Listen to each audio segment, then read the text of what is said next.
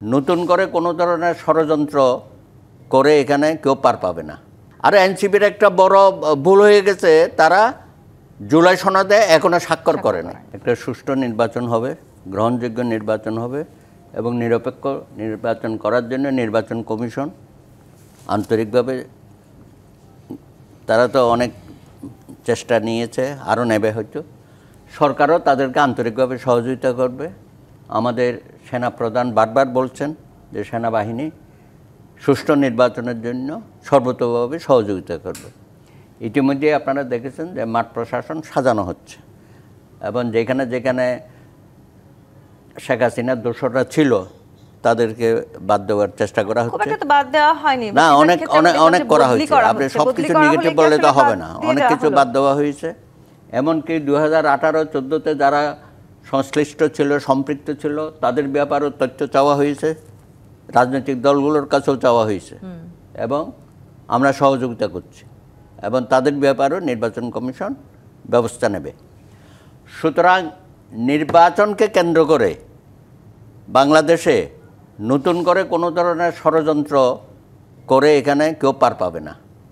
ষড়যন্ত্র আন্তর্জাতিকভাবে হচ্ছে। দিল্লিতে বসে আছেন একজন এবং বিভিন্ন অন্যান্য শহরও তারা প্রত্যেক দিনে বক্তব্য দিচ্ছে। শেখ হাসিনা টেলিফোনে সবসময় বক্তব্য দিয়ে যাচ্ছে। তা তো রায় হয়ে গেছে, তাই না? আমরা অপেক্ষায় আছি রায় কার্যকরী করার। সুতরাং দেশ যখন পুরাটাই নির্বাচনের দিকে যাচ্ছে, নির্বাচনে হাওয়া উঠে গেছে। জামাতে ইসলামী তো বহু দাবি দিয়েছিল না, পিএস ছাড়া নির্বাচনে যাবে না, একই দিনে গণভোটে যাবে না। তা এখন তো ওইসব দাবি থেকে সরে এসে সব কিছুই তো দাবি তো এনসিপিও করেছে না, তারও তো চলে আসবে। আর এনসিপির একটা বড় ভুল হয়ে গেছে, তারা জুলাই সনদে এখনো স্বাক্ষর করে না। আমি তো মনে করব আগামী দিনে এনসিপির সম্পর্কে যদি আমরা কথা বলি, এটা একটা বড় সমালোচনা হবে। জুলাই সনদ তো তাদের অগ্রভাগে থাকার কথা।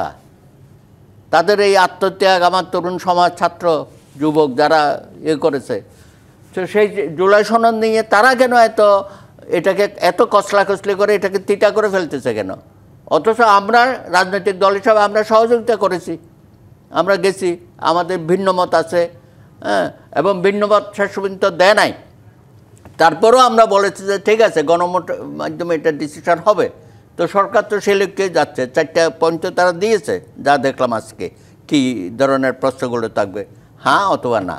হ্যাঁ, সেখানে একটা প্রশ্ন হচ্ছে, আপনি হয়তো 2টাতে হ্যাঁ বা 2টাতে না দেবেন, সেটার ইয়েটা নাই, স্কোপটা এখানে রাখা হয়নি। আপনাকে দিলে 4টাতেই হ্যাঁ দিতে হবে, না হলে না দিতে হবে। সুতরাং এখানে একটা জটিলতা সৃষ্টি হতে পারে। এমনও তো হতে পারে যে না ভোট পরাজিত হয়ে গেল।